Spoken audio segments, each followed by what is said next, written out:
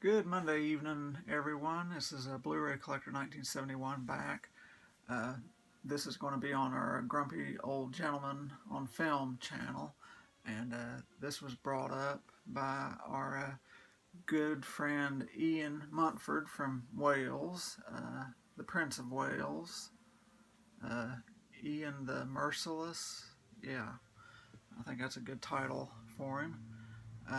But he's a good guy, and he's been kind of quiet lately. I don't know if he's been feeling well or he's just been sitting back and observing the carnage that's going on, and hasn't had much to say lately. But I'm glad he came up with this topic. We're going to do add some more videos to our channel in addition to our monthly discussion where we each talk about a movie. Here in the next few weeks, we're going to do like our top 5 or top 10 films for our birth year. And Ian was born in 1981, and since he came up with the idea, he gets to go first. And yeah, that's the way it's going to work. In 1981, I was 10 years old at the time, and I was already watching pretty good amount of movies then, catching scary movies here and there. I'd seen Friday the 13th Part 2 by then, and My Bloody Valentine came out that year. Um, when when Ian was born, in 1981, when he came out, a lot of good movies came out with him. That was Superman 2 came out on Golden Pond. Raiders of the Lost Ark. Just it was a really good. All kinds of scary movies came out. Slashers. That was the year. There was a ton of slasher movies that came out, like My Bloody Valentine and The Burning, Friday the 13th Part 2, and that's what I want to talk about, my favorite scary movies of 1981. Because, much appreciated to, like Mommy Dearest, that was another good one. Raiders Lost Ark, like I said before. Superman 2, we all love those movies. But I'm going to talk about my favorite scary movies, horror movies that came out in 1981. And this is one of the slashers that came out, and it didn't do much business when it first came out. It was largely ignored, but it's a real cult following the last 20 years or so. It's The Burning. It's one of the first films released by Miramax. I think it was the first film released by Miramax under Bob and Harry Weinstein. Bob, who's in very deep trouble now. It's about the Cropsey killer who terrorizes a summer camp. I guess it was kind of a Friday the 13th ripoff, because Friday the 13th just came out the previous year. And this when it came out in '81, all the horror movies were really heavily edited by the studios in 1981, with this being one of them. A lot of the gruesome gore was cut out, and of course this is the uncut version that restored all the gore. You get to see it in all its bloody glory, all the makeup effects by Tom Savini. This one has a really great soundtrack score by Rick Wakeman too, from the progressive rock group Yes. I never cared much for their music, but I do like the soundtrack to this movie. And it starred a very young Jason Alexander with hair, more famously known as George from Seinfeld. And Fisher Stevens, this was his first starring movie. Holly Hunter, she was in this. That was her first movie. And the kid from Fast Times at Ridgemont High, Brian Backer, uh, yeah, he played Mark Ratner in Fast Times at Ridgemont High, which came out the following year. But he was the main star of this movie, I think. Uh, but yeah, lots of gruesome death scenes and good killings in this movie. uh, and another one of my favorites, I guess this would be number 9 if we're doing a top 10, uh, is a Night School with Rachel Ward. It's about a mysterious figure on a motorcycle, all dressed in black leather, wears this black motorcycle helmet with a visor you can't see through, you can't see his face. He kind of creeped me out when I was a kid, when I was watching this on HBO for the first time. But I watched my Blu-ray of it when I got this last year from Warner Archive, and the soundtrack still kind of weirds me out. Just the look of that motorcycle, the killer. He goes around decapitating people throughout the movie, and when I watched it last year, it was the first time I'd watched it since the 90s, and I'd forgotten who the killer was. It kept me kind of guessing till the very end, but you don't hear much about it, and Paramount Pictures released this in 1981, and it didn't do really anything, didn't make much money, but it was a low budget movie. I think it was budgeted like less than $2 million. But it still didn't do much business. It just kind of came and went, got bad reviews. It's another one of those movies that's developed a cult following over the last 20, 30 years. But the only thing I ever felt really, really strange about this was the love scene between Rachel Ward and her boyfriend in the movie, Drew Snyder. Yeah, they have a really freaky love scene. That's kind of distracting, I guess. But other than that, I think the music's really creepy. The killer is pretty awesome in the movie. Good movie if you haven't seen it, Night School. And number 8, this is one of my favorite Linda Blair movies, one of the last horror movies I guess she ever did before she started doing those prison exploitation movies where she was like Chained Heat and Savage Streets and all that, where she done more sexy adult roles. And this she played a college student, and they had to spend this night in this gothic mansion. I think the name of the mansion in the movie was Garth Manor, and they had to spend the night in there. And if they spent the night and without escaping and being scared, it was a fraternity pledge, so they got to be in the fraternity. And but needless to say, there's a killer roaming around the manor, and he kills them one by one, and Linda Blair tries to escape him. But this was Compass International released this in 1981, the same company that released 1978's Halloween.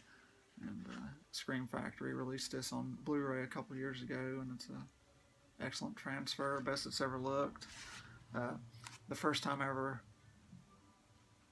seen this, I bought the VHS of it at Hill's Department Store in Halloween time of 1986.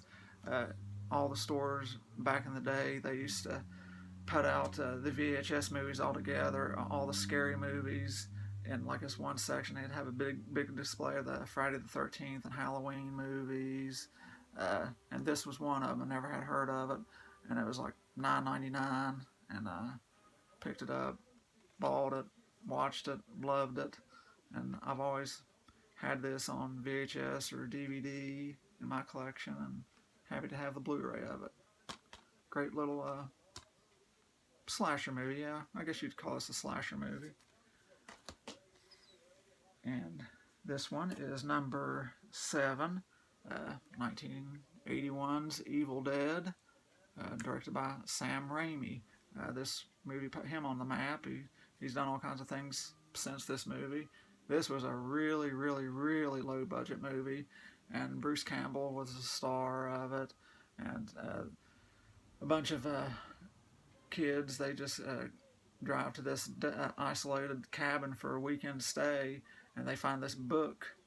It's called the Book of the Dead in the basement of the cabin, and they open it up and start reading passages from it, and that's when all hell breaks loose, literally.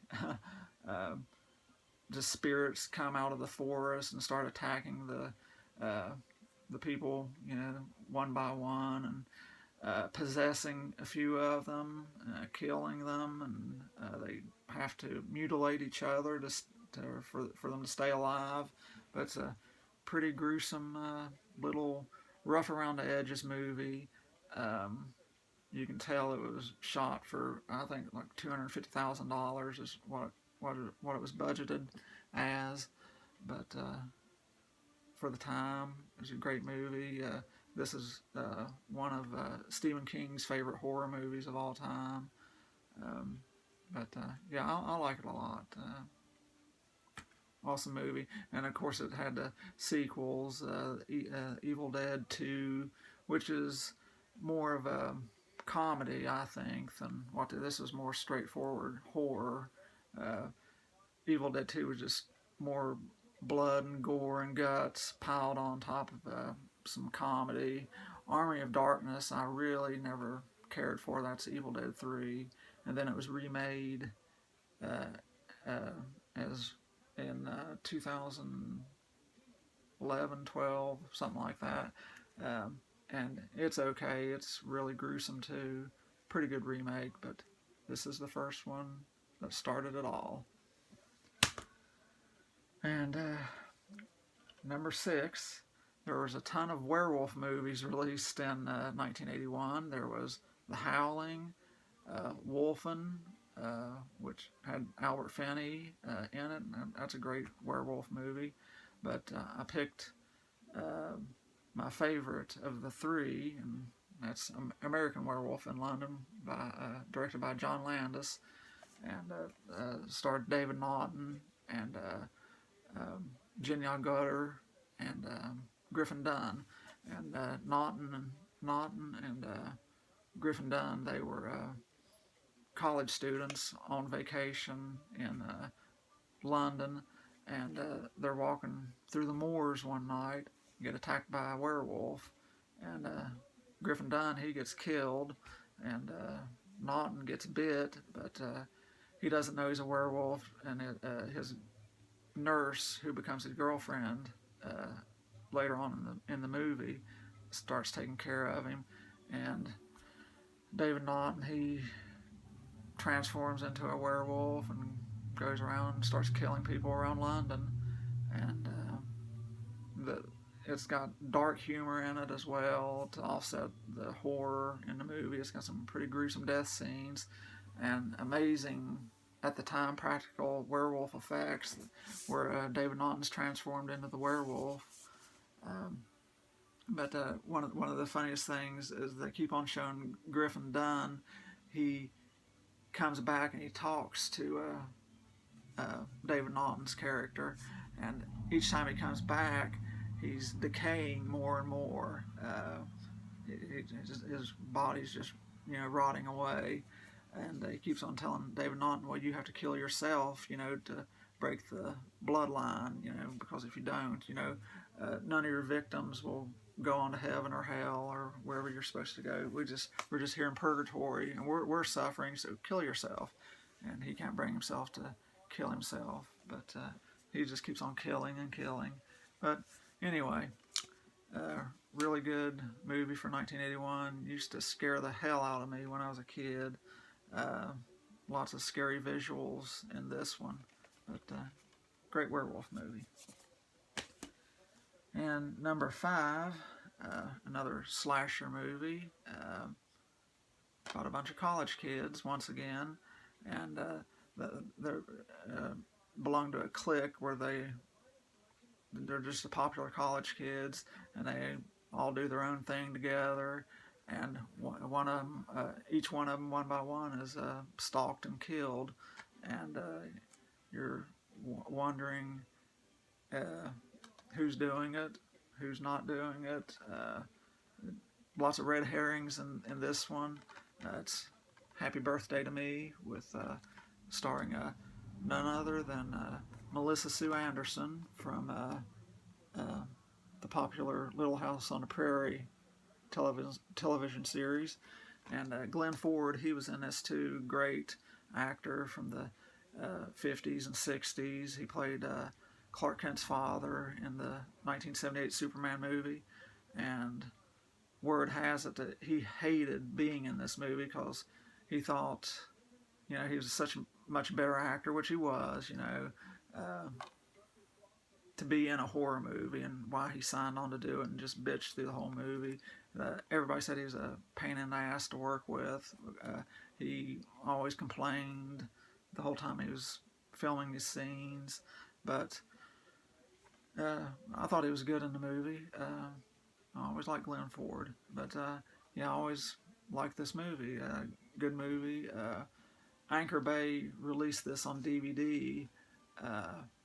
No, it wasn't. Anchor Bay released a good version of it when this first came out on DVD in the early 2000s. Columbia released it. Sony Columbia released it, and they changed the music to it, and instead of the good soundtrack that's on the Blu-ray and the later Anchor Bay DVD release, they changed like a generic disco sounding music, and that really affected the overall tone of the movie. I thought music has a lot to do with a good horror movie. If you got good creepy music, it sets the atmosphere, the tension. It just makes a horror movie that much better if it's got really good music. And they fucked up the soundtrack when they done that. Why they done it, I don't know. I guess it had something to do with rights at the time to get it out on DVD. They just changed the soundtrack, but Anchor Bay corrected it, and this is from Mill Creek.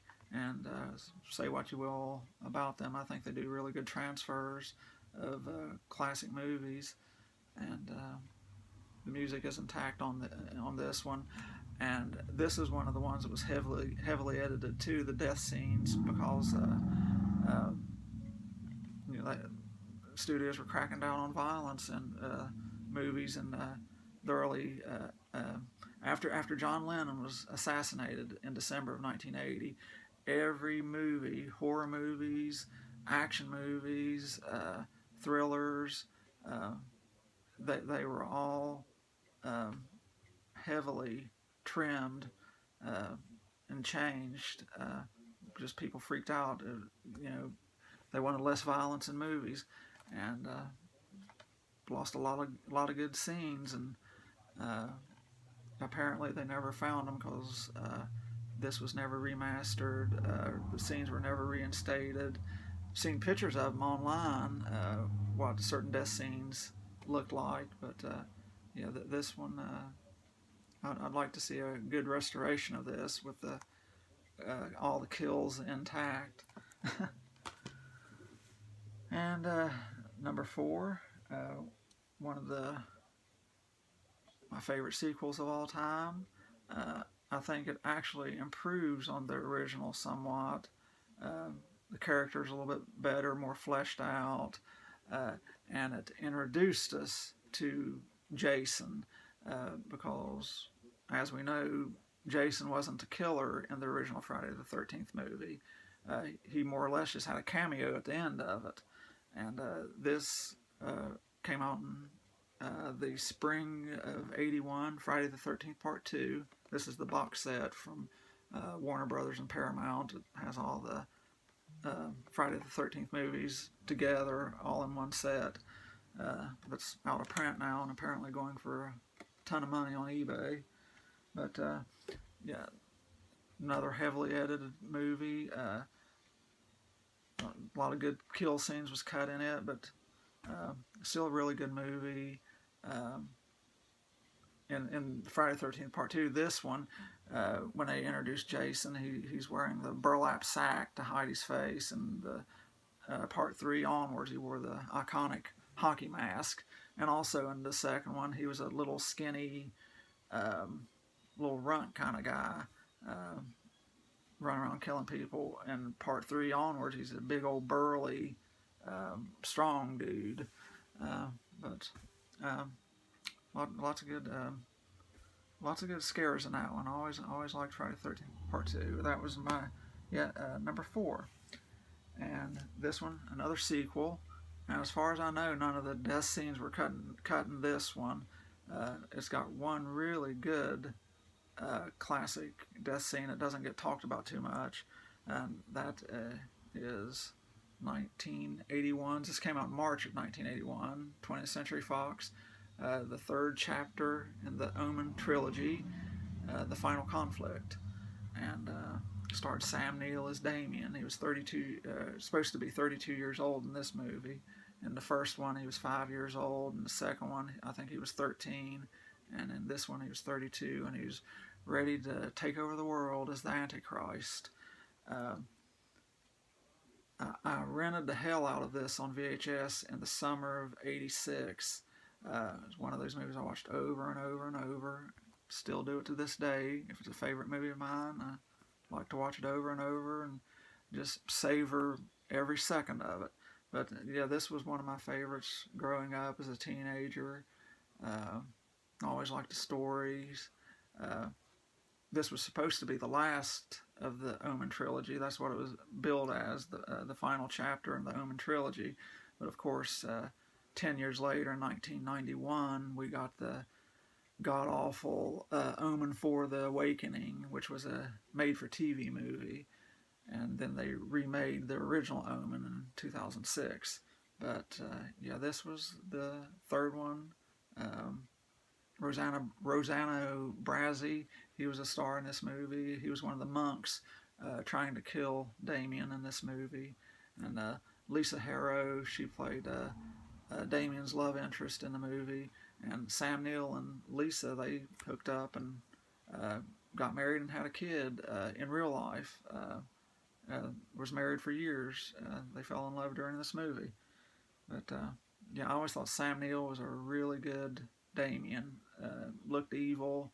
I always liked that picture. I've got the movie poster that I've had for the movie poster I bought in the summer of '86 too. I bought all 3 Omen movie posters from my local theater that was selling them.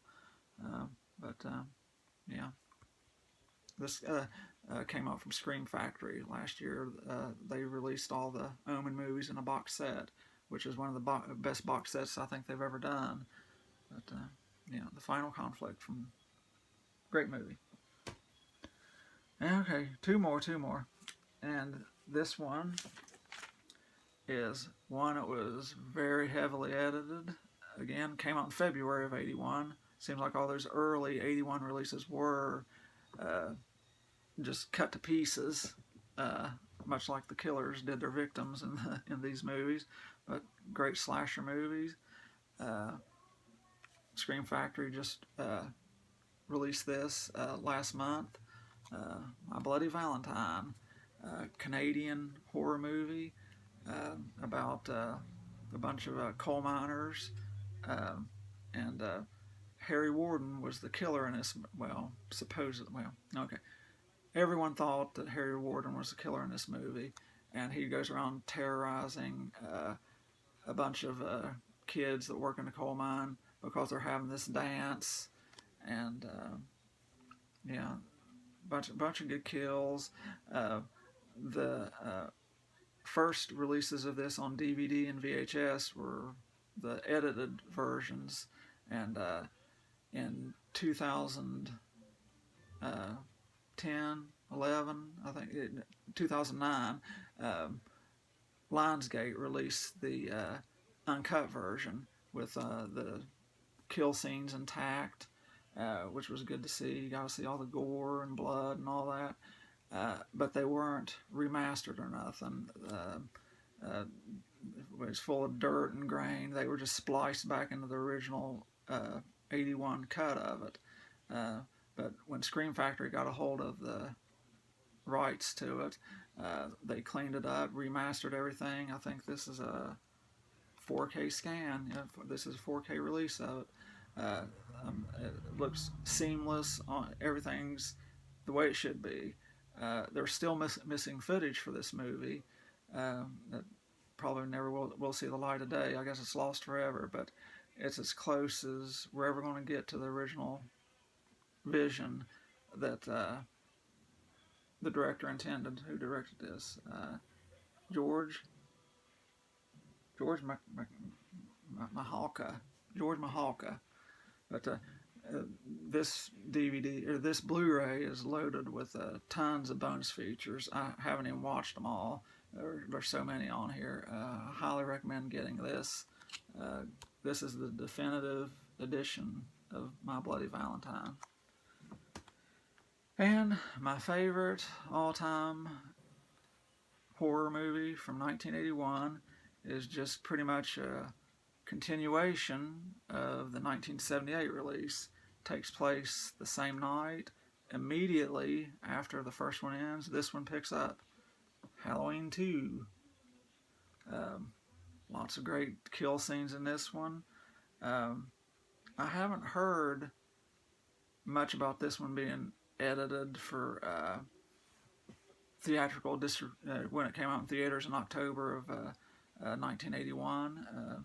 Didn't hear much about the cut scenes because there's lots of violence in this movie, way more than the first one. Lots more blood and stuff like that. But this Blu-ray edition here has the 1982 TV edit, the TV version of this on there, and it's amusing to watch.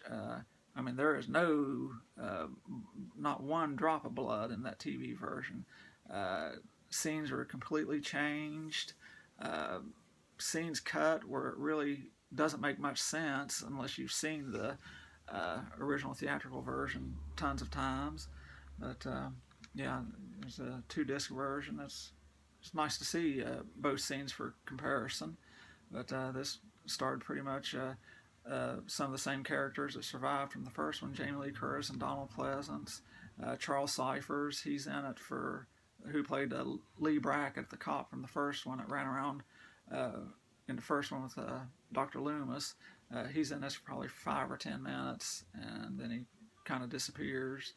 And another cop runs around with Sam Loomis to help him out to track down Michael Myers, who is after Jamie Lee Curtis in this one. And one of the scariest things that I always thought was in this movie was that horrible wig that Jamie Lee wore in this movie. She cut her hair really short between the original Halloween and the sequel, which I guess this was filmed in late 80, early 81, and she had short hair, so she was forced to wear a long wig, and her hair looked nothing like what it did in the 1978 Halloween. But yeah, that's my favorite movies from 1981. Scary movies. I just thought I'd do something a little bit different. Hope nobody minds. Just wanted to talk about scary movies, I guess. But see, we're going to do these videos, I think, once a week. And next week is Mr. James Higgins' turn. And he was born in 1974, which will be talking about our top 5 or top 10, whatever we decide to do. I think everybody's done a top 10 so far, and the more we do, I think the better. The more videos we do for our channel, I think the better. We all like movies, and we should talk about them as much as we want. With each other, with other members, with other community movie members. I think it's a great thing. But yeah, this is a fun idea, and like I said, James was born in 74, and then I think the third person to do it will be Mr. Harry Benson, and he was born in 1966, And then, if I remember right, I think I am the fourth one. And I was born in 1971, uh, which I'll be 49 in just a few months. And I look like I'm 89 or 79 anyway. Uh, I'm one of the younger ones, and I look the oldest, I think, of the group, except for maybe for Bob. Bob is 69, but he looks 69. I'm almost 49, and I look 69. But just having some fun. Never mind me. But anyway, yeah, I'll be the fourth one, born in '71. So we'll do top 10 '71 movies, and a lot of good. I think a lot of good movies came out in '71. I've already got my list worked out for that. I don't think I'll do scary movies. I'll just do just different movies that I like from 1971. And last on our list, Mike, Mr. Mike Wilson, and Mr. Bob. They were both born in 1951, and we had talkies then. So, yeah, I'm not familiar with 1951 movies. I don't have a clue what came out in 1951. I'll have to Google it or look on Wikipedia and get a list. I'm sure I have some 51 movies. I'm sure I've seen lots of movies from 1951, but damned if I know what they are. Give me a few weeks to prepare for that. But anyway, thanks for watching. Comment, like, dislike, whatever you want to do. But yeah, comments are always appreciated, and us six grumpy old gentlemen appreciate all the support. And thanks for watching, and have a good night. Go watch a movie. Bye.